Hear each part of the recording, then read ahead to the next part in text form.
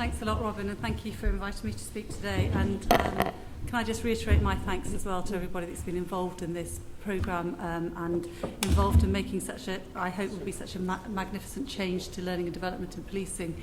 I do genuinely always enjoy it when Robin and Lizzie and Betsy come and talk to me, because my day-to-day is normally talking about quite tactical things around tackling violence, and it is really good to actually step back and think about what do we need to be doing strategically to improve policing over the long term. So that's thank you very much, and thank you for coming here today to be part of this event and taking time to do that. It is really like being on a ship at the moment, isn't it? We might set sail in a minute. As you know, this is the final event of the 2-year MOPAC-led project, which has collaborated with the Open University and other partners to support forces to implement transformation of their learning and development functions. The project was designed to address the clear need that was identified in policing for a much improved learning and development offer, so that policing could meet the workforce ambitions that it had set itself in Vision 2025. And I'm really proud that MOPAC has led this national piece of work and has engaged with all 43 forces, as well as the non-Home Office forces and the key stakeholders across the policing world. And this work has been a real catalyst for change. The project has produced a range of resources and established a new network, both of which are going to be launched today. And the network is about creating transformational change in policing learning and development, to help improve, and this is the crucial bit, to help improve the public's experience of policing and deliver better outcomes and keep our communities and those that live with them or visit them safer. I've spent a large part of my working life and my career working in policing and community safety, and it really is an issue that I care deeply and passionately about.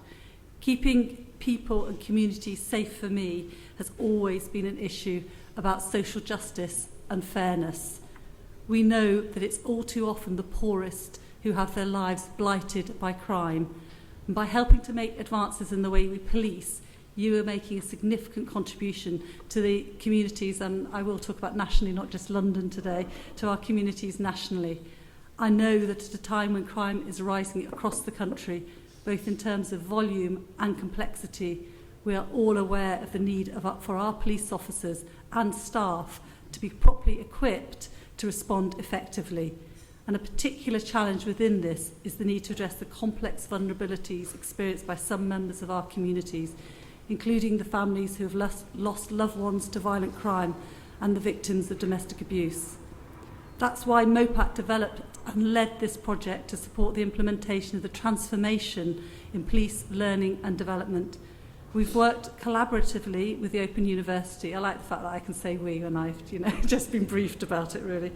So, in order to take an evidence-informed approach to making the changes needed within policing, learning and development, MOPAC is absolutely committed to understanding and applying evidence in all of our delivery. We know that evidence-based policy leads to better design, implementation and outcomes, and therefore meets the needs of the public more effectively. We also see the real value in taking an approach that has engagement with stakeholders at its heart. The resources you will hear about today have been developed with the involvement of forces and colleagues across England and Wales, as well as from Northern Ireland and Scotland. They also draw on learning from the international experience of policing education.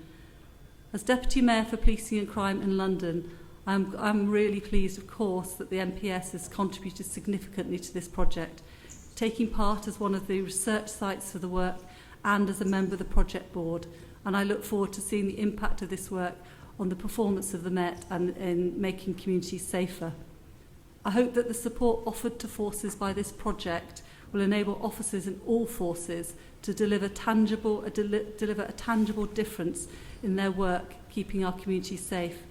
And a key part of this will be through helping existing and future police officers, as well as staff, to have the knowledge and skills to make autonomous decisions and provide the right interventions at the right time.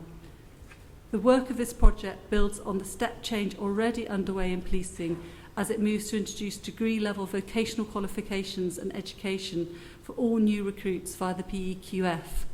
This programme not only helps address the needs of new recruits, but also, really importantly, provides the existing workforce with the professional development they deserve. And this project is coming to a conclusion at a time of significant change for policing.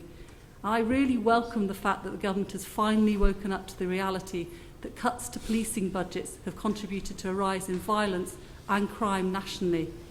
Government cuts have led to the Met having the lowest number of officers for 16 years, so the announcement of the intention to recruit 20,000 additional police officers is welcome, but it remains to be seen if there will be sufficient funding to pay for these offers or how they'll be allocated. Yet alongside having sufficient numbers of officers, we all know that in order for police to function in one of the most challenging jobs imaginable, they must have the right level of learning and development support. The work undertaken by this project offers a real opportunity to build the capability of the existing police workforce, as well as provide the new recruits with the appropriate level of professional development and to enable police forces to become learning organisations, adding real value to the increase in police officer numbers. I think your attendance here today demonstrates your commitment to making the changes needed, and it's really good to see. The event today marks the start of the new Learning and Development Network that I'm sure will be strongly led by Mark Milton and will ensure that we are all well supported on the path of transformation. I hope you're going to have a really valuable day and with lots of learning to take back to your forces and to your workplaces. And I'm really confident that this network will go from strength to strength and that we will start to see that in the communities that we serve and the police officers and staff that we support, because they will be able to do a better job, be better supported, better trained, with continual learning and development throughout their careers. And that's going to make a difference to those that we serve, the communities that we serve, whether that be in London or across England and Wales and the country. Thank you very much.